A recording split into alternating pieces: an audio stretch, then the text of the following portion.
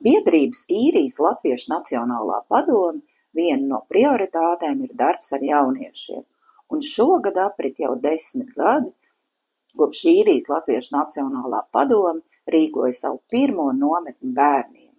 Šogad laikā ir notikušas teju 30 visdažādākās nometnes. Šobrīd atrodamies Nīcā, kur norisinās diasporas un Latvijas bērnu kopīgā nometne, ko rīko Īrijas Latviešu Nacionālā padome. Nometne, kā jau nometne, ar vasarai raksturīgām aktivitātēm, tomēr ir viena būtiska atšķirība. Ņemot vērā, ka Valsts aizsardzības dienests diasporas jauniešiem būs obligāts no 2027. gada, šogad nometni apmeklēja un ar vadu iepazīstināja Aizsardzības ministrijas un Nacionālo bruņoto spēku pārstāvi, kā arī viens Valsts aizsardzības dienesta karējs. 2027. gads jau tepat.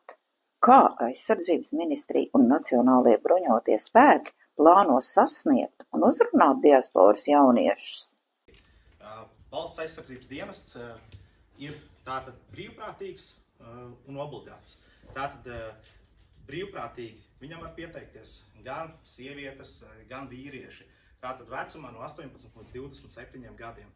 Šī te, varbūt jums jautājums, kāpēc ir šis te Valsts aizsardzības dienests, tātad viņš ir viena no daļām, kas ir visaptvaroša tātad aizsardzības plāna izstrādē, lai sagatavotu Latvijas jauniešus attiecīgi krīzes situācijām, kā arī lai rūpētos par Latvijas nākotni, mums būtu arī kādas rezerves, kādā, pieņemsim, apdraudējuma gadījumā tieši Latvijai, un šie te jaunieši, konkrētāk varbūt jūs, tātad būtu gatavi arī aizstāvēt Latviju vai palīdzēt arī citiem šajā te krīzes situācijā. Tiem, kam, pieņemsim, nākamgad no jums paliksies 18 gadi, tie tad arī var nonākt šajā te izlozes grozā un var tikt atlasīti pēc nejaušības principa tieši Valsts aizsardzības dienestam. Un tad šādā gadījumā, ja jūs, pieņemsim, varbūt mācāties 10., 11. vai, attiecīgi, kurā tur klasē, tas nenozīmē, ka jūs tiekat izraut no mācībām, dzīvojat ārvalstīs, tādā gadījumā jūs sazināsieties ar ārlietu ministriju, izstāstīsiet to savu informāciju, to savu situāciju, tātad, kurā jūs mācāties, tur klasē, pieņemsim, atsūtīsiet dokumentus, piemēram, izziņu no šīs te mācību iestādes, kad jūs apgūstat vēl vidējo izglītību, un tad, attiecīgi, mēs jums to dienestu atliksim, attiecīgi, jūs varat pabeigt to vidējo izglītību, bet, attiecīgi, šis te, tas neatiecās uz augstākās izglītības iegūšanu. Tātad, ja jūs aiziet studēt uz universitāti, arī Latvijā tie jaunieši, kas aiziet uz universitāti, uz augstskolu, viņi tāpat ir pakļauti dienestam, neatkarīgi. Tātad, aizejot pēc vidusskolas absolvēšanas, mācīties uz universitāti, tas jūs nepasargā no tā, ka jūs tāpat nevar atlasīt vai iesaukt Valsts aizsardzības dienestā. Ar kādām sajūtām 2027. gadu gaida potenciālie iesaucamie? Bija ļoti interesanti, bet es nezinu, ko es gribu darīt. Man vajag pārdomāt, ko darīt.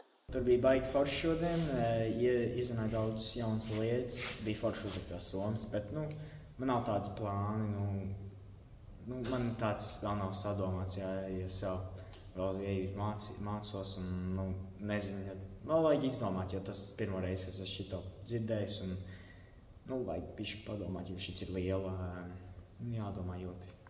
Man tā prezentācija šodien ļoti patika. Viņi mums iemācīja, kā viņi armijā strādā, kā viņiem rītrosma, pusdienas, vakariņas, viss.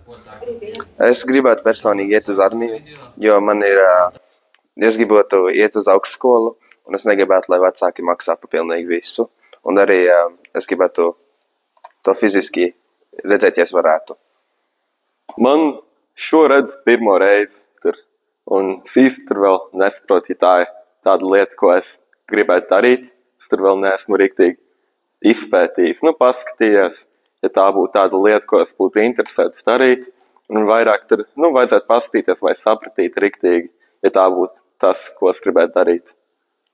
Laima Ozola, Niklaus Miezis, portāls Baltic Island, Nīcā.